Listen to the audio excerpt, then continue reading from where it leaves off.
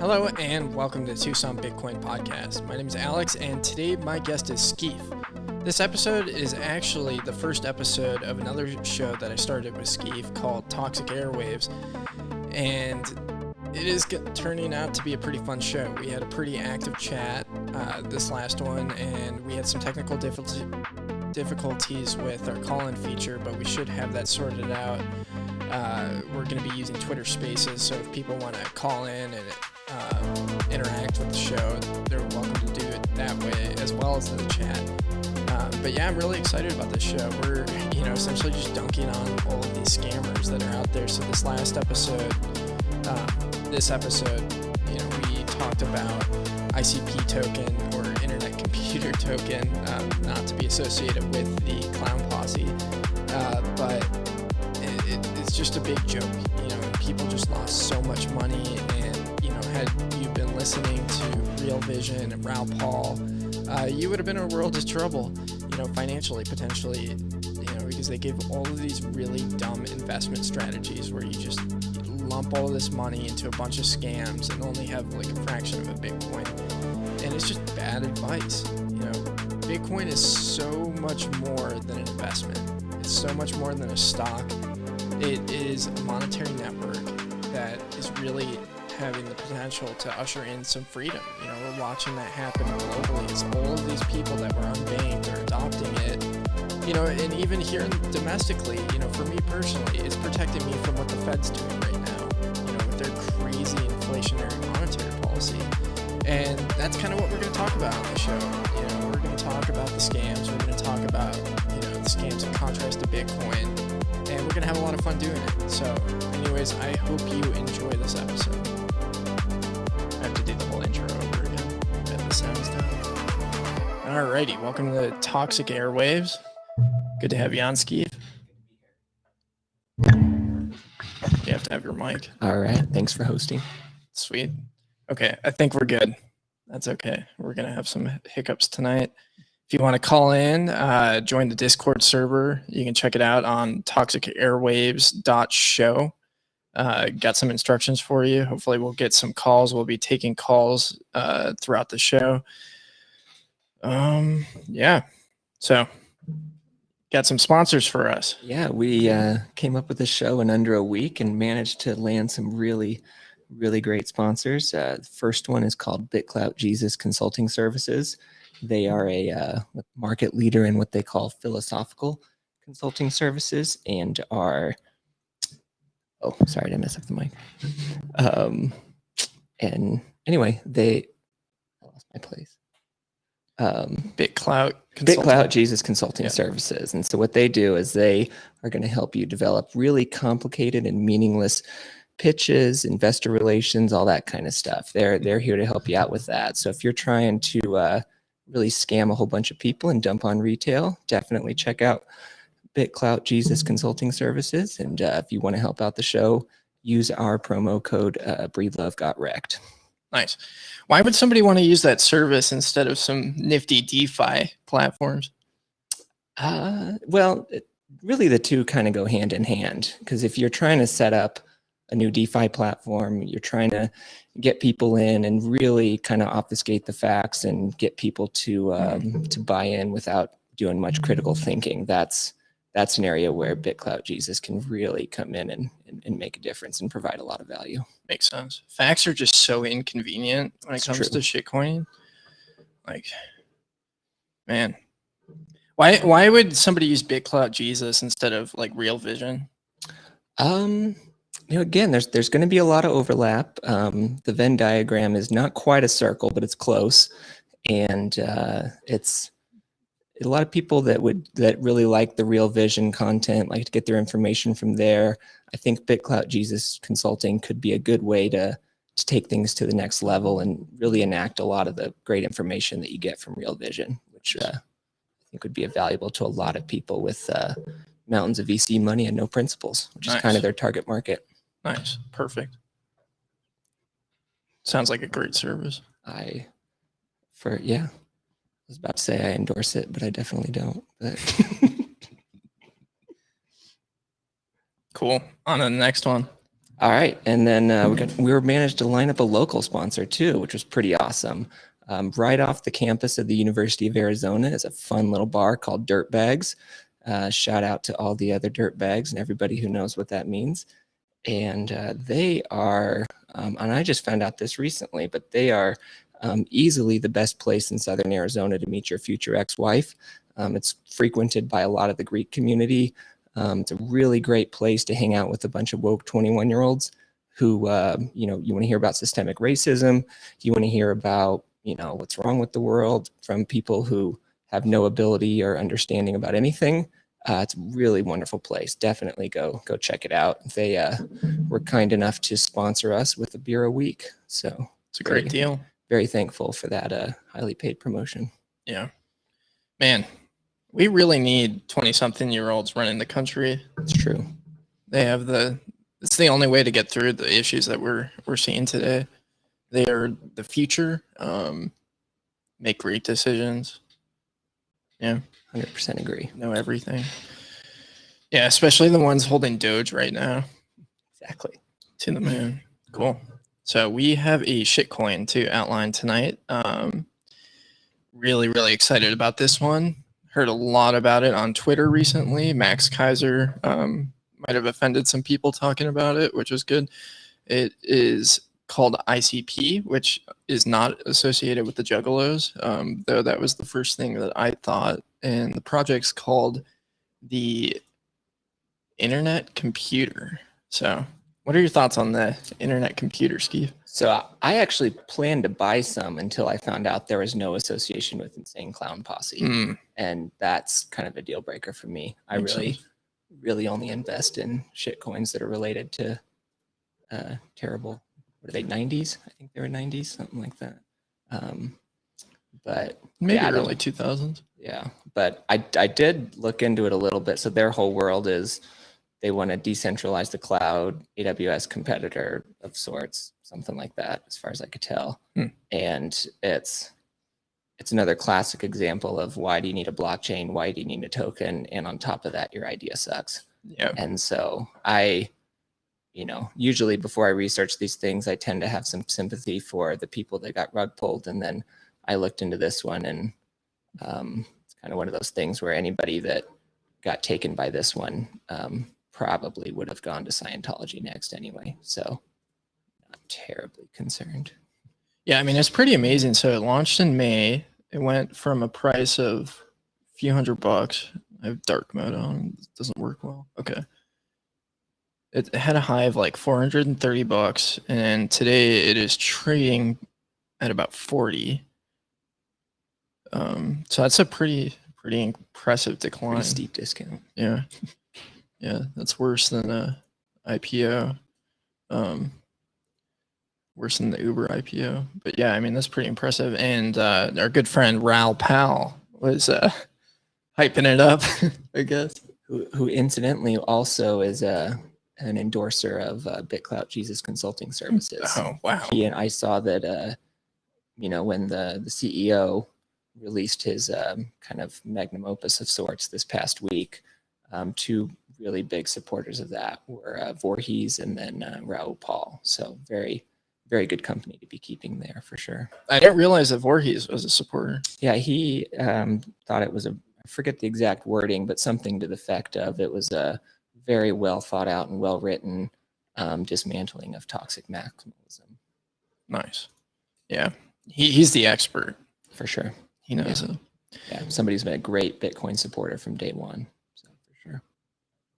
So yeah, back to ICP token. So, I mean, it seems like it's just, a more fancy replication of like EOS or like what Ethereum wanted to be. Yeah. I was actually talking to some people about this earlier today in the Dirtbags chat, but my initial exposure to cryptocurrency, Ethereum, Bitcoin, Ethereum, all that was meeting a bunch of Ethereum people and very quickly realizing, oh, this is exactly the kind of person I've always hated working with. It's like the idea person who has all these abstract ideas about how the world should work and little to no connection to reality as far as actually doing anything in the real world. that's worthwhile. And that, I don't know, I kept thinking of that as I was learning about this new insane clown posse token. Yeah. Yeah, I mean, that's the amazing thing to me about Ethereum is like, if you look at like the market for what they're trying to disrupt, it is relatively small compared to Bitcoin's, what the market we're trying to disrupt. I mean, the application market is just a fraction of like store of value that's out there, all the bonds and fiat currencies and all of that nonsense that's out there. Yeah. It's absolutely phenomenal, to hear these, ETH people talk about, their games that they're playing, their crypto kitties, their, I don't know, all sorts of stuff. And I think the core thing, like, it really goes back to misunderstanding what are we doing here, which is that was, I was never, and this isn't like 2020 hindsight or anything, like I was never a massive Breedlove fan. I liked Jordan Peterson. He kind of sold himself as the Bitcoin Jordan Peterson of sorts. So I, paid attention to him. But it's like the big frustration was, for me at least, was we're doing one thing, which is ending human slavery. Like that's what is happening, and the guy wrote a whole book about slavery, time theft, all that kind of stuff. And so it's like when people kind of get caught up in, we're going to do this with smart contracts, that with smart contracts, and it's like, okay, do fun little science experiments, but at the end of the day, like this is about, in my opinion, is about ending the state and ending human slavery. And it's like, and everything else is just kind of a little side detail as far as I'm concerned. And it's like the people that, try to get rich through shitcoining or being shitcoin adjacent or whatever. It's like you're staring at the greatest opportunity that humanity has to do all these wonderful things, to end human slavery, to end all this stuff. And, what are we doing? You trying to get a little bit of extra cash today. Oh, we got Joe Rogers in the chat. We do have Joe Rogers in the chat. I mean, and Santos. Oh, Santos, yeah. Yeah. Yeah, I mean, it is kind of silly. But without the state, though, we wouldn't have roads and schools. That's another fantastic point that Mr. Raoul Paul makes. He did make that point. That's funny. While living in the Cayman Islands. Yeah. Which has roads. I assume. I haven't been there, but. Fiat king to crypto king. Yeah. He's the man. Mad respect for a guy. Goldman Sachs. Well, Raoul got a little bit butthurt recently, which was kind of fun. So he said, I want to publicly thank Max Kaiser for abusing me on Twitter, flushing out all the toxic Bitcoiners, in parentheses, new term. Allowed me to block a couple hundred to clean up my feed. Cheers, Max. Meanwhile, I love Bitcoin and love the digital asset space. Onwards. So that was pretty fantastic response. Yeah. Just I don't know, the general intellectual dishonesty that these people have as far as, I'm exploring ideas. This is a free market. I thought this was a free market. I thought, it's like, no, nobody's trying to get the state to come crack down on you. We just think you're a complete moron who's scamming people. And I don't know, Taleb is pretty disgraced now, but I did like his phrase, if you see a fraud and don't say a fraud, then you're a fraud. And I 100% would endorse that. Wasn't Taleb speaking at a BSV conference pretty recently? And then somebody photoshopped it and added Breedlove, which was pretty hilarious. Gosh. But yeah, no, but Taleb definitely did. Yeah. I'm just amazed at how much material we're gonna have for this show. Just dunking on shitcoiners, like it's unbelievable. Yeah. I think mostly it'll be, I don't know. I just think it'll be a fun show, fun to shoot the shit, have a good time. Yeah, we'll work through some of these technical difficulties and get it up and running. Yeah, it's. I made sure to follow a bunch of shitcoiners this week on Twitter, which I've been successful at avoiding for quite a while, and it just blew my mind, what I was looking at, just the insanity of all of it. It was pretty silly. So kind of going back to like the thesis of like what we're trying to do with Bitcoin, you're talking about ending the state and helping people out of slavery, essentially. Let's talk a little bit about why the shitcoins aren't able to accomplish that, even remotely. Yeah, I mean, I think the most basic answer is the name of the game at the end of the day is state censorship. If we're not resistant to state censorship, then we're just sitting there with our dick in our hands. And it's, I mean, that's like something as huge as Ethereum. Like, think about what it would take to shut that down. It would take Amazon changing their policy to say we no longer allow cryptocurrency on our platform. Period. Done. Everything hosted on AWS is gone. It would take the Department of Justice coming up with some bullshit, or maybe not bullshit, I don't know, but anyway, coming up with some kind of charges that they can put a couple of key developers behind in a cage. Done. The people that control the monetary policy, the people that lead the development of everything. And it's, and so it just kind of exposed like how much of a farce the whole decentralization thing is. And that's what, like, when I am talking to people, well, I try to avoid kind of talking to shitcoiners unless they're at least somewhat receptive. But that's what I do try to make the point of. It's like, if we're talking about decentralization, there's one point that matters, and that's resistance to the state. Like the whole, a big part of the value proposition of Bitcoin is that the Chinese government and the US government can get together and say, we hate this, it's illegal, no one can use it, and just keeps chugging along, keeps putting out blocks. There'd be some short-term pain, probably be some bad effects on the price, but in general, I think the people that really get the value proposition would almost welcome, not quite welcome, almost, but like I think would almost welcome something like that, because the outcome is, the Bitcoin that's out there flows from people who don't understand it to people who do understand it, and people who understand what it can do long term. Yeah. I saw Mike Novogratz advocating for DeFi KYC the other day. I should have worn my KYC is the illicit activity shirt. Yeah. I'll wear it next week. Well, I mean, first of all, it's not really DeFi if it's all on AWS, and then, it's not DeFi if there's KYC. Yeah. Put Chase Bank in front of it. You have to go through Plaid to... Yeah, I mean, that I was almost at that point rolling on the floor, dying with laughter. It was just, yeah. But this is what ICP is supposed to fix. Yeah. It well, it's almost there. It's they just need a couple of more developers. I don't know what they need. They just need you to continue buying their shitcoin to fund their endeavors. Yeah.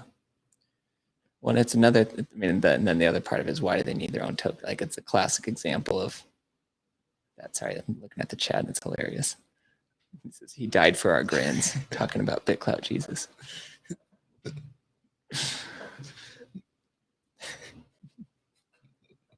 That's great. What the fuck? Because DeFi KYC, do you upload your docs to the blockchain? That'd be my best guess, is if you want your driver's license on Ethereum for all of time. You would have to go and all of time, it's done, but you'll have to go and talk to Mike Novogratz about what he's thinking, because apparently he's the expert on DeFi KYC. But I remember a couple of weeks ago, Mark Cuban got rug pulled, and suddenly, first of all, he's been claiming to be a libertarian for years, which is a pile of horse shit. But he got rug pulled and then was suddenly talking about how much more regulation we need in the stablecoin space and all this stuff. Yeah. I mean, I wouldn't be surprised if Mark Cuban starts advocating for FDIC insurance on all of them. Well, he was such a massive shitcoiner last cycle. It's like, we shouldn't be terribly surprised about this cycle. I mean, this stuff is so silly. Like, going back, like, Bitcoin is the, you said this to me one time, Skeef, and I continue to, share this as much as I can with people. Bitcoin is the most important freedom technology that we have today, like, by far. And, ICP is just an extension of that. We need. And that's the point. Like, Like we've gone to a couple Libertarian Party events here, and that's, I don't know. When I talk to people from that crowd, that's the point I try to make, is that all of your, your principles are wonderful. We totally, generally align on pretty much all of it, even if you are a gold bug. But as far as the dangerous central banking, et cetera, and that's the point I try to make to them, is that, in 2021, all your principles are completely neutered without Bitcoin. Like if you don't have sovereign money that you can control and do what you want with, and that's protected from 100% protected inflation and everything like that, it's kind of pissing in the wind, in my humble and always correct opinion. Yeah. I mean, these other projects don't even come close to achieving, what Bitcoin has. It's really difficult to like create this decentralized network of people all over the world in the same way that Bitcoin has. And, let's see, let's go through the top 10 cryptos right now. I hate that word. It's such a bad word, cryptos. Ethereum, number 2. We all know that's not very decentralized, even though they claim it is. One core group of developers. It all runs. Like nobody can run a node. So we had an ETH guy come to the Bitcoin meetup at Tucson the other day, and he was just, his mind was just boggled when I was explaining to him how to run a Bitcoin node, and how easy it was. Yeah, just absolutely blew my mind. It was absolutely fantastic. Shout out to Rollo McFlugel on Twitter, who has a really, really nice guide for running a Bitcoin core node.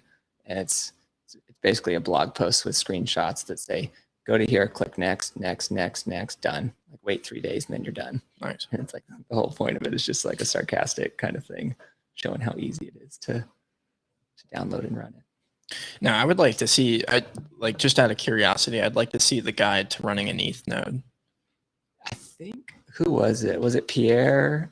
Somebody got together the specs, and it's like the smallest machine because you need, I can't remember if it's petabytes or what of storage, but like basically the smallest machine that you could possibly run an ETH node on was like 40 or 50 grand or something like that. You need like, probably like terabytes of memory. And don't you need to like have a certain amount of like the ETH token to run a node? Yeah, I don't know. I feel like it's some ridiculously large amount. Okay, number 3, Tether. That I've never used. I've never used any of these, but I was fortunate to come into Bitcoin largely off of the Bitcoin standard, and so I went from kind of a sort of a typical finance bro approach to Bitcoin of, oh, I think this is a good investment. It'll probably do pretty well. I should have a little, maybe I'll sell a little later if I want to buy a house or something like that. And then I get about 40% through the Bitcoin standard and realize, oh, no, this is all I should ever own, like period. Like, I don't even know if I want a car. And I mean, I have a car, so I pussied out on that. But yeah, I don't, like, I'm looking at the list on the screen now, I'm realizing how little of it I'm familiar with. Well, there's only a couple that are, still up in the top 20 that were in the top 20 in 2018 when I got in. And so like some familiar names, Bitcoin Cash, Litecoin, XRP. I don't think Cardano was in the top 20 back then, but that's been around for a while. Tether, of course. And wasn't it the Cardano founder that did 5 hours with Lex Friedman? Yeah, I mean, he did a little bit. He's like Charles Hoskinson. That's his name. He's like Craig Wright 2.0. He was making me laugh because he said he doesn't understand like the use case of Bitcoin. Yeah. It's like, man, if you're saying that, you got to be the silliest person ever. Like, that means like you don't understand the use case of the best money known to man. Like, you don't understand the use case of the dollar, which is a shitcoin. Honorable mention to Epsilon theory. Yeah. That guy, that's Ben Hunt, right? Isn't that, I believe Epsilon theory is Ben Hunt. I kept, every time he tweeted, for a long time until he finally blocked me, I asked him to change his name to Mike. And he, as far as I know, never obliged. Oh, is that Clancy? We got Clancy on air. All right. Hey, Clancy, make fun of us or something. He just 7.75 shout out. Yeah. Oh, Full Metal too. Man, we got a whole crew in here. This is man. awesome. In the interim. Hello? Oh, hello. Hey, we can hear you. Oh, I'm muted on Discord. We can hear you, Clancy. Is this the official line? What's that? This is the call-in line. Yeah, it is. Talk shit, something. Oh, and Al. What the shit is this? Your guess is as good as ours, Al. This is us getting a new hobby on Monday evenings. That's what this is. Yeah. It's going to get exponentially better every week. And you don't even need to buy a token to fund us. Now, Al is the courageous leader of the Dirtbags group. You might, Al, I don't think you were on earlier, but Dirtbags Bar in Hello, Tucson. I need help. Running my Ethereum node. Hello. We do too. No clue where to start on that. First thing you got to do is spend 6 figures on AWS. That's for sure. How much Bitcoin is enough? It's a great question. That is a good question. I don't know. 21 million. Yeah, I haven't. I still buy as much as I can, so I haven't found a good answer to that yet. But Al, what I was saying is we are actually sponsored by Dirtbags Bar here in Tucson, so we're very, very excited about that. I will sue that bar into oblivion. Hey, no, you can't sue our primary sponsor. They're paying us a beer a week, but currently it's a made-up beer. But we plan to get something in writing to make it a real beer at some point. That would be ideal. But yeah, it's fantastic. Again, kind of show them again. Wonderful place to hang out with a bunch of woke 21-year-olds.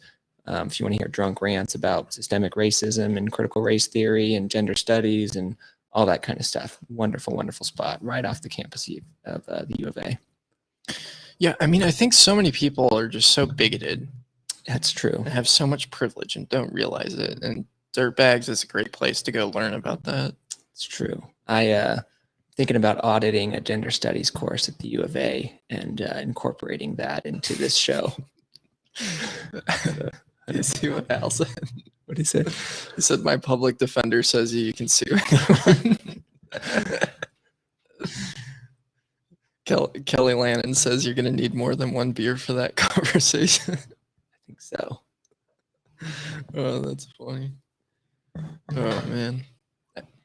Yeah, Dirtbags. They have $6 burgers, like third-pound burgers. Oh, that's not bad. Yeah. Great company. Great, well, mediocre food at a decent price. I haven't had their food. I haven't been inside. I've just driven by so far. Yeah. We'll have to go check them out. We talked about potentially once we get up and running, potentially doing a live event in the parking lot or something like that. Just interviewing a bunch of drunk frat people and sorority people on their way, seeing what they think about Bitcoin. Yeah, I think that would be a lot of fun. Be a good time. It's kind of amazing for me to talk to some of these, U of A kids sometimes, about Bitcoin and how clueless it is. I mean, when you're just like down the rabbit hole, it's easy to forget, what it's like to be on the other side of it. Where, yeah, I remember my first days, like I got on a Coinbase account and was super interested, like I ended up buying EOS. The precursor to ICP. ICP. Yeah, man. They paved the way. That's why ICP is going to be successful, because they learned from EOS's mistakes.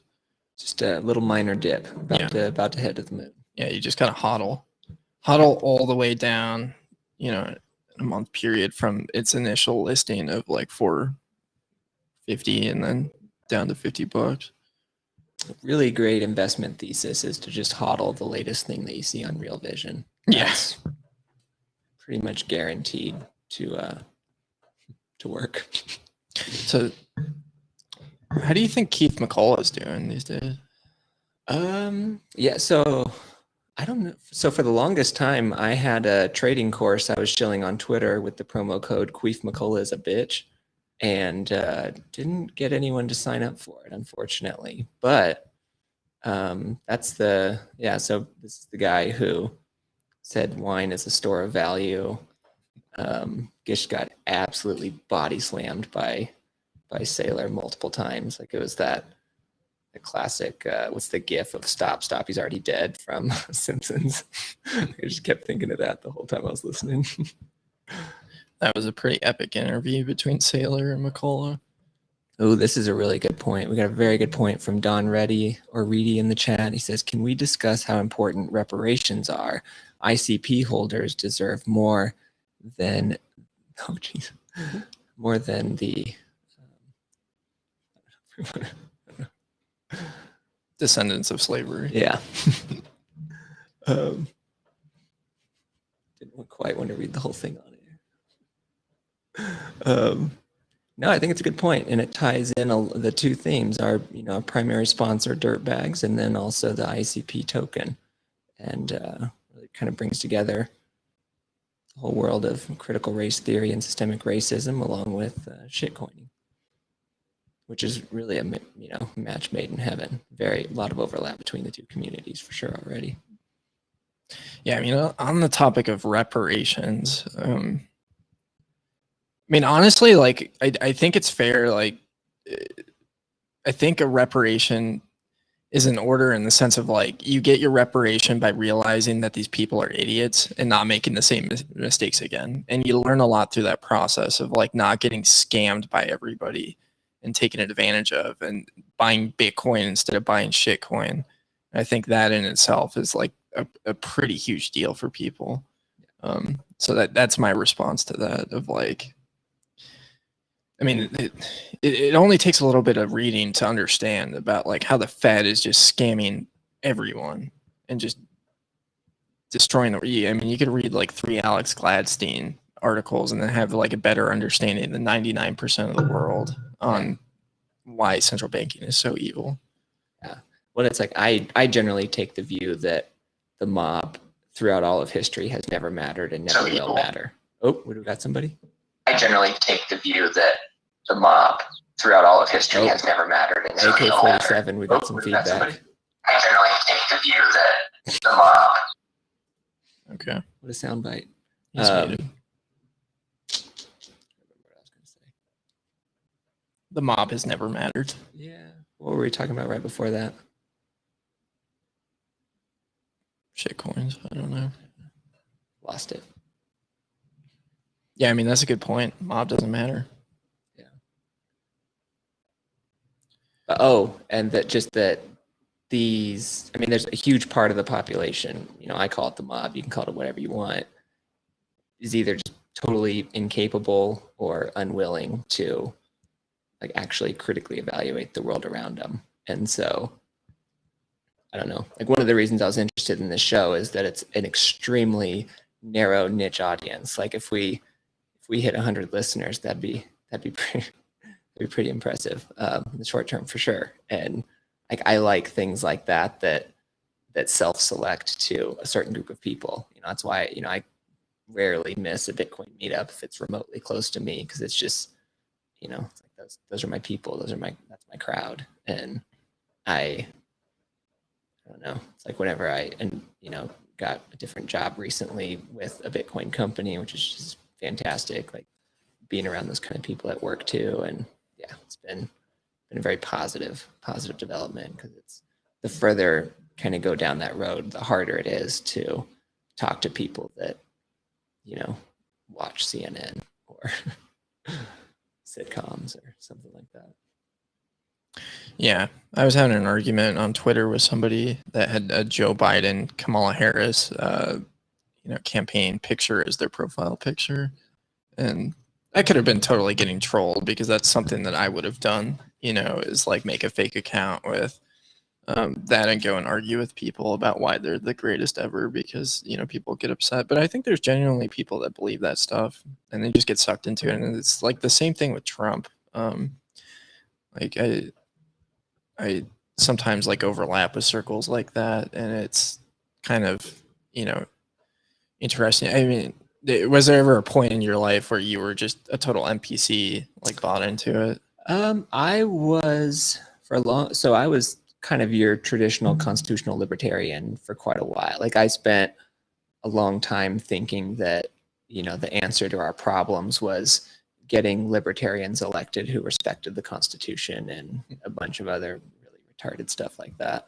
And then it was kind of a couple of things. Like for me, Bitcoin was a lot of it, but like really being turned on to this idea that technology is what guarantees rights. Like that's like encryption guarantees rights, guns guarantee rights, 3D printing guarantees rights, Bitcoin guarantees right. Like, these are the things that guarantee rights. And, it's not, as long as we're dependent on some old corrupt, banker or some old person in Washington, D.C., like we're going to be totally fucked.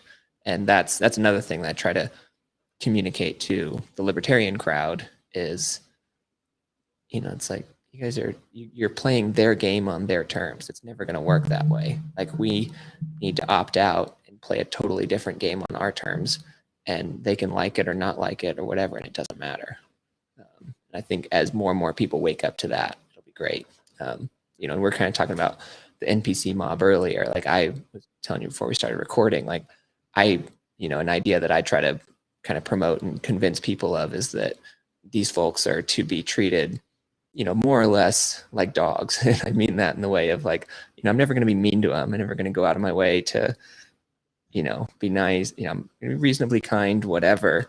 If I see a hungry one, I'll feed it. But there's just no way I'm going to pretend like these people have a valid perspective on the world. I'm not going to ask, their, if they tell me they think homeschooling should be illegal or think that they have something to say about what firearms I can own.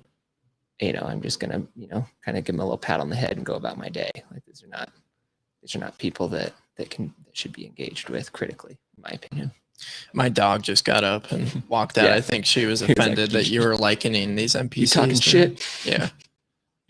It's true. Our third co-host was laying on the ground next to me for a while. So Don Reddy says, as long as Caitlyn Jenner gets elected, our guns, 3D printers, and Bitcoin bags will be safe. Absolutely true.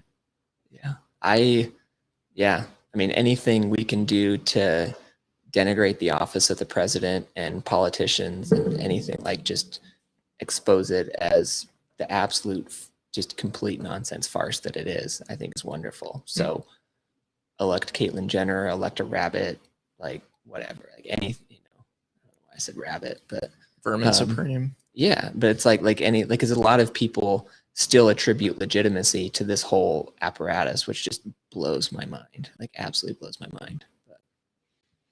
Yeah, I think it was Vake that was talking about the Libertarian Party is a bunch of LARPers. Oh, for sure. I think I saw Libertarians, for sure.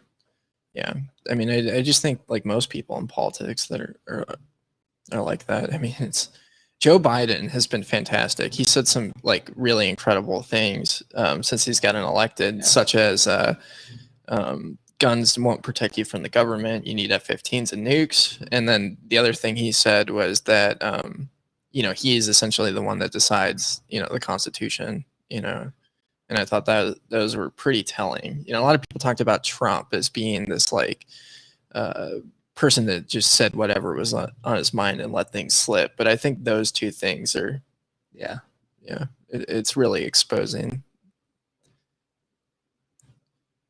Lord knows she likes to drive it like she stole it.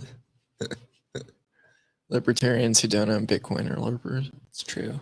Yeah, this is something that's been really interesting to me. I recently joined my local Arizona Libertarian Party, Pima County one, and just because I was interested in seeing what they're about. I have a lot of conversations with libertarians, and I have, pretty much explained to them the same thing that Skeef had or did is like, we build things. We go around. Oh yeah, another great thing that Joe Biden said, the greatest threat to America today is white supremacy. Definitely not central banking.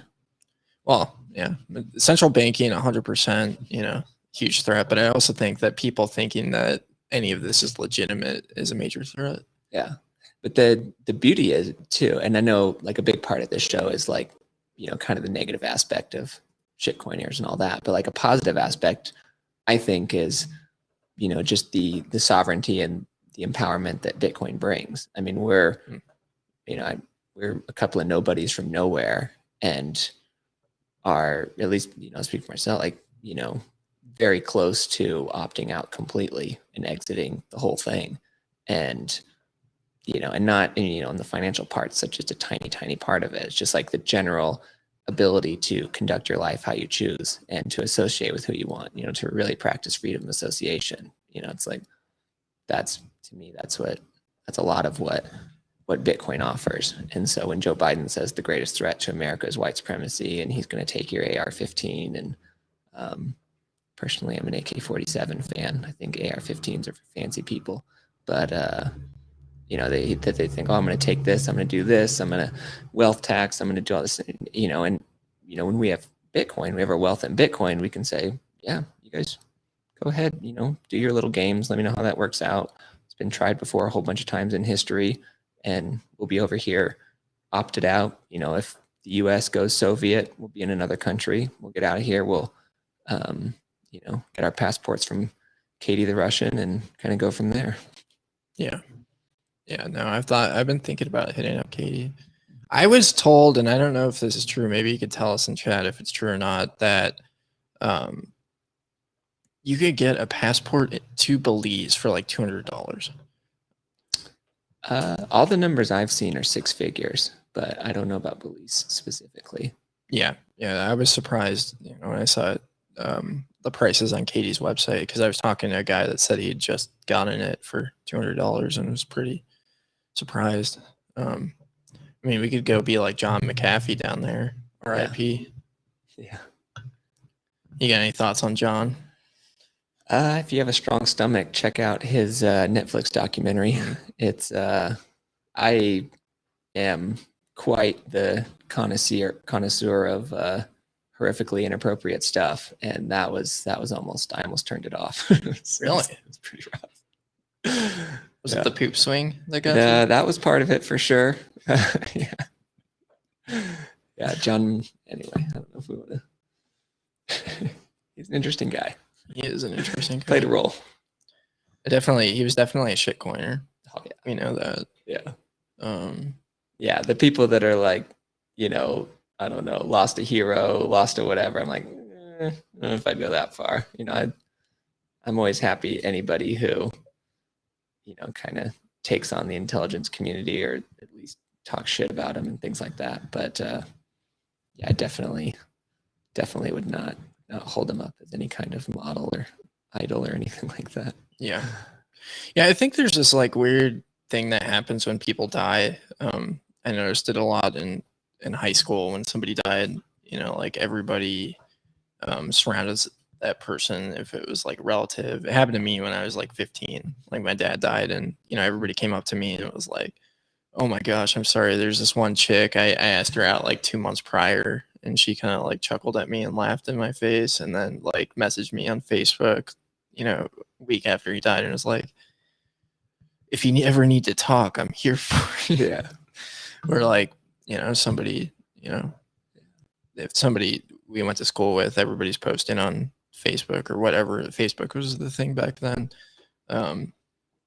About like how they'll miss them, and they were like really good friends. And I think that's kind of what's happening with John McCafee right now. Like he was one of the most interesting, entertaining people. And then there's also this attitude of like, it's not okay to like criticize them in any way, which I think is also not helpful. I saw that a lot when John McCain died. Oh yeah. But then there's also the people that like celebrate the death, which I think is also, not appropriate. Like I remember when Trump got COVID, this is one of my favorite moments of 2020. Everybody was posted. It's like hoping he died and stuff. And that's stuff like that. It's like people, I don't know. I think people need to be a lot more, I don't know, like I'm not trying to go full new age hippie or whatever, but I do think people need to be a lot more conscious of the energy that they're putting out. And, it's like how you interact with the world. And it's like, man, can you imagine like going around telling people you wish they were dead, like all this stuff, like that's, I don't know. I just think that's got to come back to you in one way or the other. And it's like, why would you, first of all, why would you choose to be a miserable human who's just going around saying stuff like that? It's like, I don't know, even if the world is better off without them, which there's definitely plenty of people where that's the case. It's like even there, I don't know. I would never. I try to. I don't know.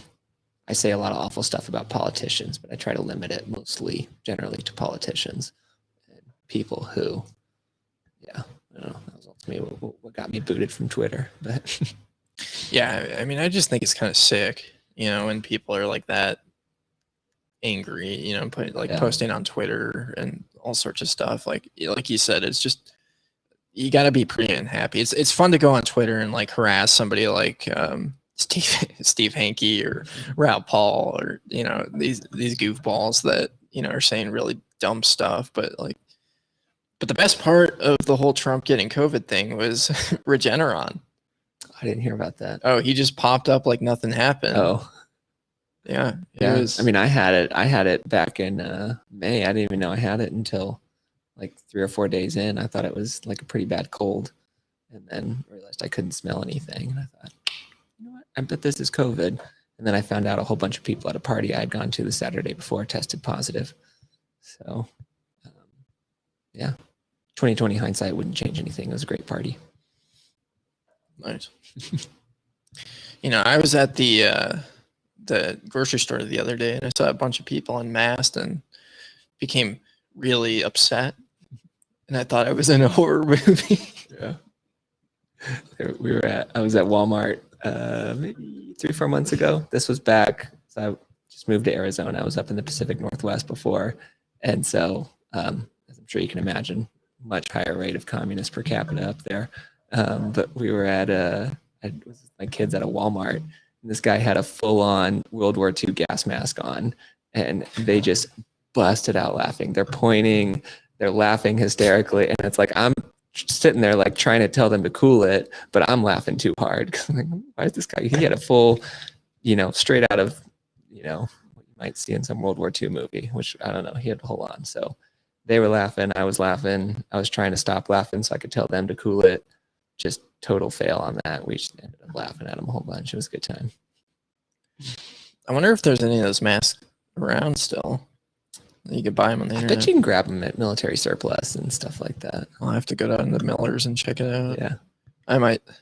I mean, that would be really funny. We could do a giveaway of a World War II gas mask. We could do a parody even of like going into grocery stores like that.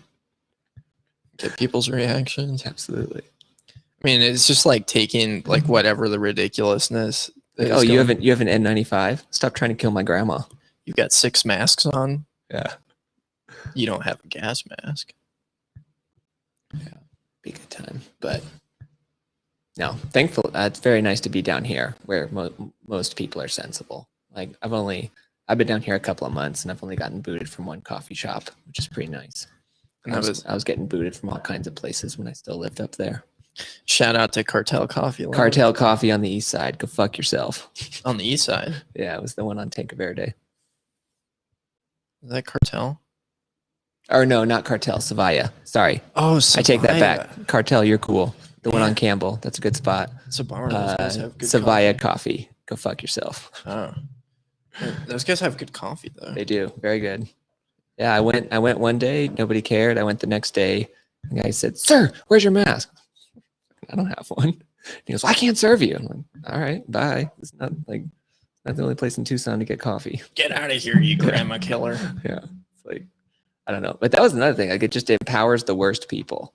It empowers, your little lefty with a sleeve and, no valid perspective on the world, but they've got their little power trip they can go on and yell at people. And I don't know. I just laugh. I think it's a good time. It was the kid that was the snitch in middle school. Oh, yeah. That was always on a power trip. Yeah. Well, and I think it tends to also be people who are they're very upset with their lot in life. They're like, "Oh, I'm so much smarter. I'm so much whatever. I should be making a lot more money. I should do this. I should do that, blah, blah, blah." And it's like, I don't know what to tell you. You kind of either make it happen or you don't. Like, it's whining about it and being a total miserable prick is no way to go about it. Yeah.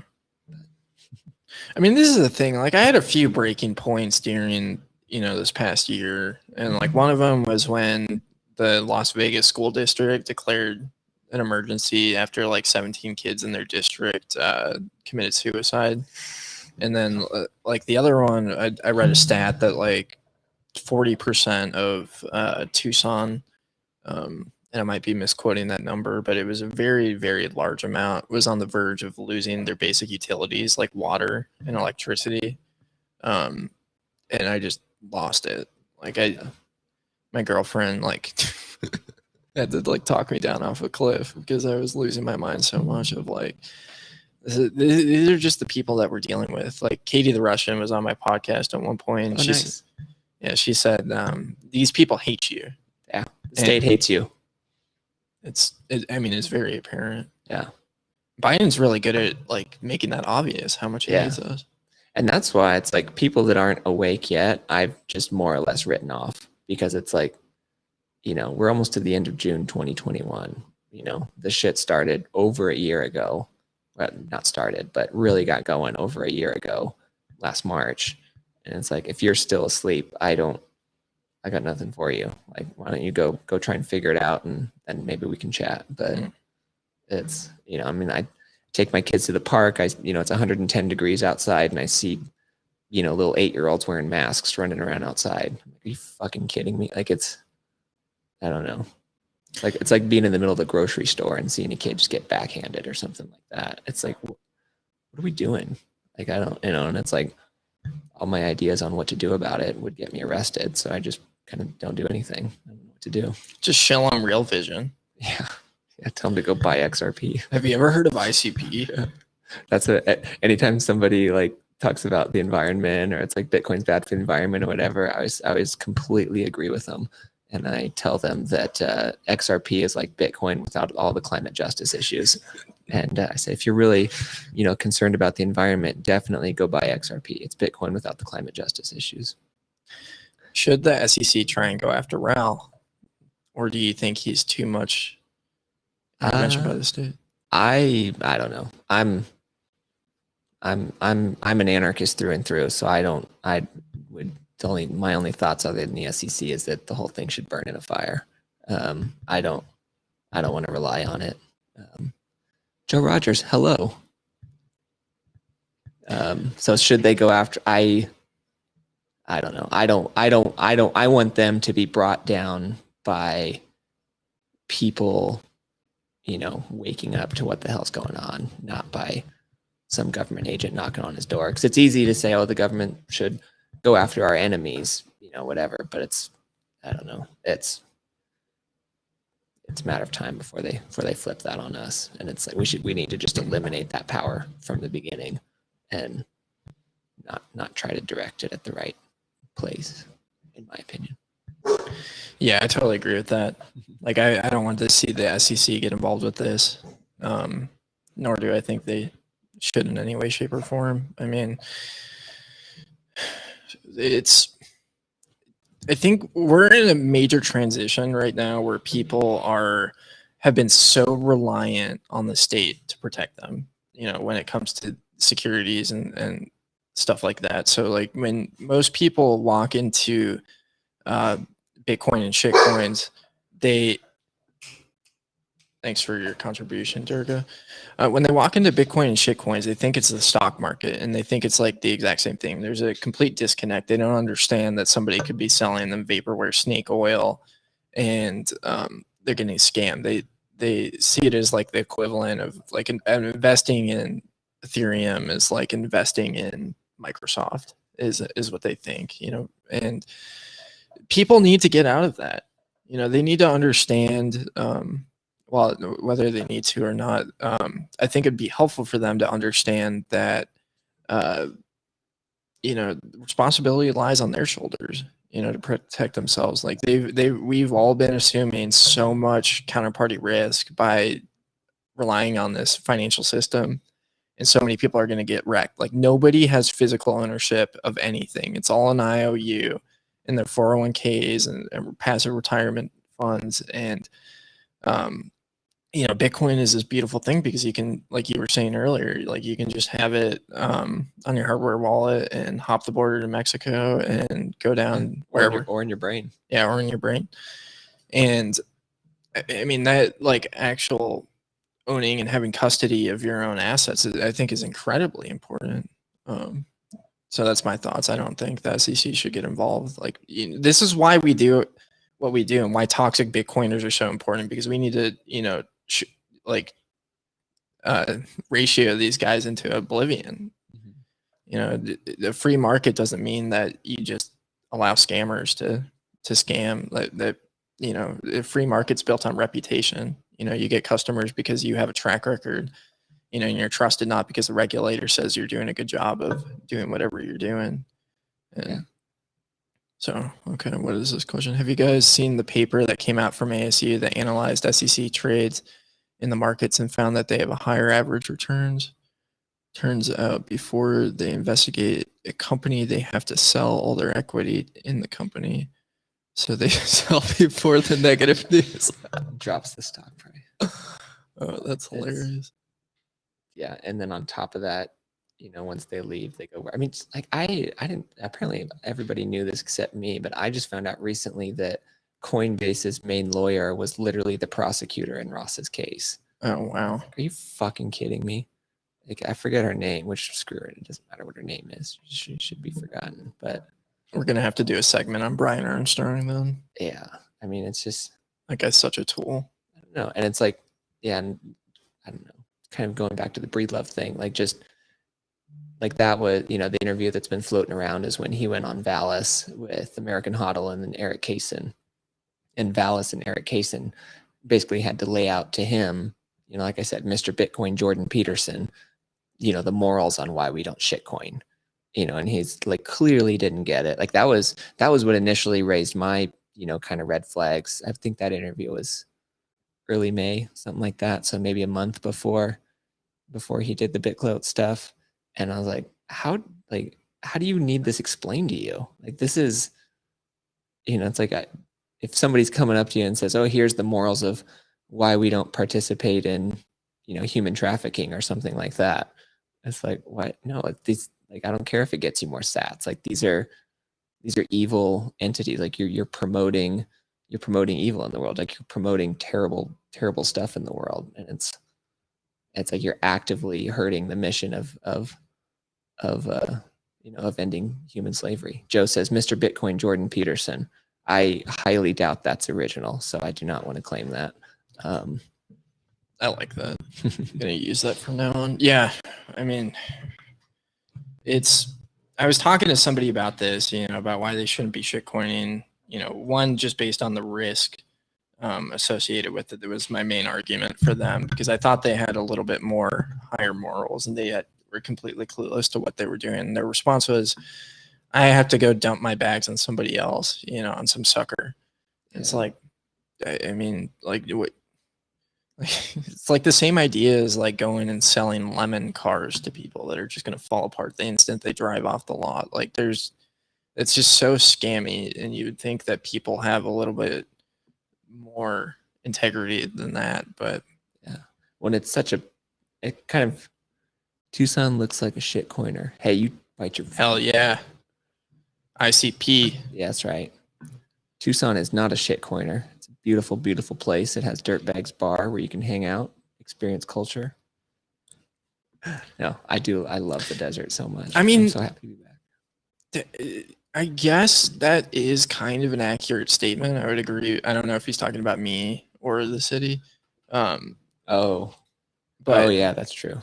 But yeah, real quick, going back to what there was a question in there. Should the SEC have inside or be allowed to trade on inside information, pretty much, or should they be allowed to own stocks?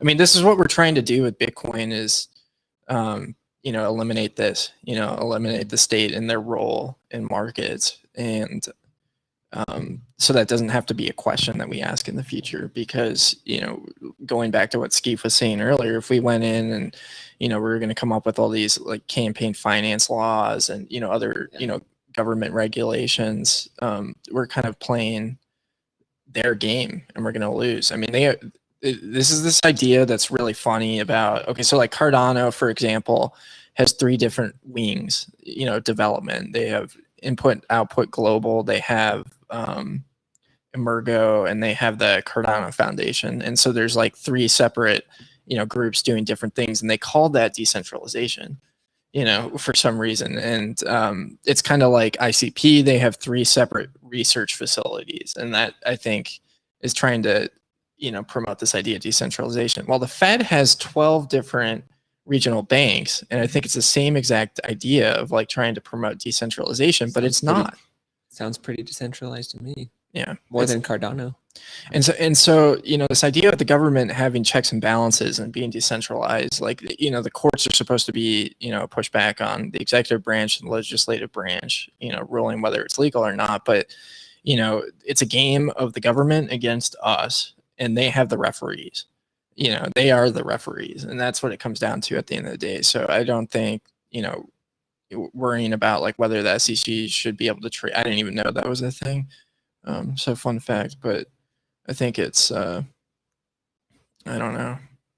Well, and it's like we are actively working and I think succeeding wildly at destroying their ability to accumulate power and resources. And that's the game, and that's again, like kind of going back to the libertarian folks, just because, at the end of the day, if you are awake on central banking and you hate the state, you're my people, even if you're a gold bug, even if, it's like, those are the principles that I think, really matter. And it's like, I want as many of them to be Bitcoiners as possible, obviously, but it's like with those people, it's like, no, we, if we're not destroying their ability to accumulate power and destroying their ability to accumulate resources, then, we might as well just go vote for Republicans, or I don't know, whatever, go play golf, or I don't know, watch sitcoms, all this stuff. I mean, it's like, I don't know, there's this idea, there's a Telegram group associated with it, but like this idea of the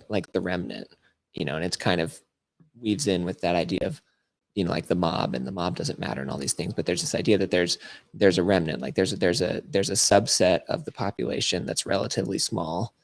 I don't know what that number is, single digit %, maybe a little higher, who are probably, I don't know. Yeah, I have no idea what the number is. But anyway, basically there's a subset of the population who, is awake and empowered and able to actively change the way the world works and to affect, where all this is going. And it's like those, to me, like those are the people I want to associate with, those are the people that I want to be around and interact with and talk to and everything like that. And everyone else can go get the vax and wear a mask and whatever else it is that they want to do. Get a framed picture of Dr. Fauci on your wall. No, I really like that. And I think that's, I'm totally in the same boat of like why I kind of walk in the circles of libertarian and the Libertarian Party is because I think they're so close. I want to, if there's anybody there, I want them to have access to some good information, not get swept away by the shitcoiners that are going. I mean, it's just amazing. Like these shitcoiners, they go and, infiltrate and try and like steer people away from any sort of, solution at the Bitcoin meetup. So you got to be on them a little bit, watching out. But yeah, Tucson looks like a shitcoin or ICP insane. Yeah, I totally agree with you, Joe. When you see an ICP bumper sticker, it they had a soda. It was called Feo. Really? Yeah, I wonder if that's still around. I was thinking about going and trying to find some before the show, so we could be drinking some Feo on here. But yeah. Hey, Joe Rogers, Chihuahuas are fiat dogs. Your thoughts?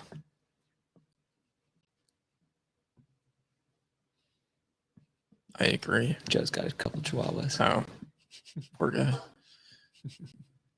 Ron Swanson says any dog under 40 pounds is actually a cat, and cats are worthless creatures. I've always hated cats. I know some people really like cats, but it's something I can't. Is Alex the shitcoining spook everyone is looking for? I could be. Yeah. What's a purity? This is brought up a lot, by the shitcoiners. What's the purity test for if somebody's a shitcoiner or not? I mean, I think the only, which I don't have any interaction with shitcoins, but the only morally defensible interaction that I can think of would be shorting or something like that, and that's, I don't know shit about trading, so I've never considered that. But like, I just like the people that say, oh, I flip them for more sats or whatever. It's like, you're, in my opinion, providing liquidity to a scam and just participating with it. And again, it goes back to, what are we here for? Like, I don't even think we're here to accumulate as much Bitcoin as possible. I don't think that's the end goal. I think the end goal is eradicating human slavery and promoting human flourishing and, creating a world that, we want our grandkids to inherit and, creating something that they can opt into, rather than like where we are today, most of the extent of what we can do is opt out of the bullshit, which is a huge step forward. But to like actively create something that, people in the future will be able to opt into, I think is pretty cool. And I don't know, it's like if we're remotely right about Bitcoin, somebody who just started buying today is going to be wealthy beyond their wildest dreams within a decade or two anyway. And so it's like, okay, so what do we do with that? What do we build? What do we enable? I don't know. And just the number of people like Breedlove, not to keep, beating a dead horse, but that lose sight of that and that think there's something else, because it's abundantly clear that guy got wrecked when Bitcoin went from 50s down to 30s, and a whole bunch of people who were trading on this idea that we're about to head into altcoin moon season, and Bitcoin's at 50, it's about to go to 100, and everything else is going to rip. And a lot of people were leverage trading on that idea, and they got just destroyed when it went from 50s down to 30s, and then it's been there for the last couple of months or something like that. And I don't know, to see. Yeah. Oh, is there two chats? Yeah, I've got the stream up on the left screen. Oh, nice. And then OBS on the right. Gotcha. Yeah. Oh, well, and then the chat just to watch it is over there. Yeah. Lots of gadgets happening. Yeah. No, I 100% agree with that. Like, if you understand what Bitcoin is about, it becomes the most important thing in your life, or one of the most important things. And like, I look to Mike Peterson a lot. I mean, I think he's a great example of what to strive for with what he's done, in Bitcoin Beach, and there's other people like that that I really look up to, and I agree. Like, I definitely like want to live comfortably with my life, but like ultimately I strive to have a sense of meaning and purpose, to know that I'm doing something that matters, and not to be a nihilist that's just trying to get some gains or whatever, throw some bucks at Doge. But yeah, I mean, my definition of a shitcoiner is somebody that like just promotes blatant scams to people, and is not willing to do research or either knowingly does it. So that's personally my purity test of like, and I think there's a lot of people out there that, the people that are kind of oblivious to it, I am a lot more patient with. Definitely. Like when somebody comes to the meetup and starts, shilling ETH or whatever, I politely let them know that, this is Bitcoin only, and they're welcome. And, and if they're willing to have a decent conversation about it, then I'm happy to have it, but yeah. I love it when people describe Bitcoin as a cult. Yeah. I won't say who. I was going to say who, but anyway, I was talking to somebody a while ago that I know totally outside of Bitcoin or whatever, and accused me of being a religious fundamentalist on Bitcoin. And I said, yeah, that's probably fair. And they're like, yeah, like you're such a fundamentalist or whatever. I was like, yeah, I mean, on fundamentalism, you put me toe to toe with some guy with 6 wives out in the Utah desert, I could probably hold my own, as far as like having a very like strict, narrow kind of view of the world. But it's like, I think what a lot of people miss is like how a person gets there. And it's like, shout out to Joe Rogers, turned me onto this idea but it is like there's proof of work in people, and there's proof of work, like people who really grok the value proposition of Bitcoin and arrive at, you know, what we affectionately call toxic maximalism. It takes a lot of work, and it takes a lot of understanding and researching a whole bunch of different things. It takes an ego death, because everybody arrives at a point of man, if I had just figured this out X number of years earlier, I'd be this much wealthier, or have this much more Bitcoin, or richer, or whatever. And it's like arriving at a point of realizing, well, I can't change anything in the past. You know, it is what it is. All I can do is make the future better than what it is right now. And, you know, it's like, you know, I fucked that up. I missed out. You know, I could have had, you know, everybody's got that story of the person that told him about it in 2010, 2011, 2012, whatever, and then just didn't touch it for years and years and years, which is, you know, exactly my story. And just kind of realizing, like, well, I can't go back and change anything, but I can certainly, I understand it now, so I can change it. I can change things moving forward. Yeah, 100% agree with that. Don Reddy says shitcoiners are like cats. It's true. There's probably a few people in the the crowd that like cats. If you're a cat maximalist, feel free to call in and tell us why we're wrong. Yeah. Yeah, I got to figure out this Discord thing.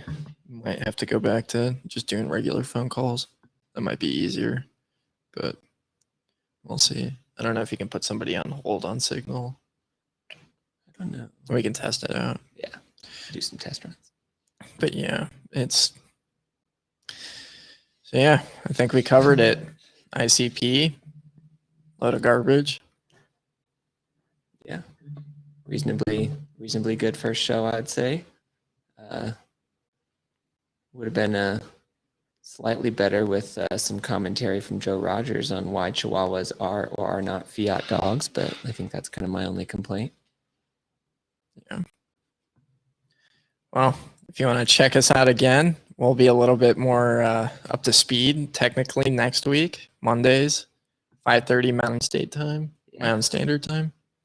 We're like weird in Arizona, so it's like 5:30 Pacific Time right now. But yeah, thanks for watching, guys. Yeah, check out Bitclout Jesus Consulting Firm, and please use our promo code BreedLoveGotWrecked.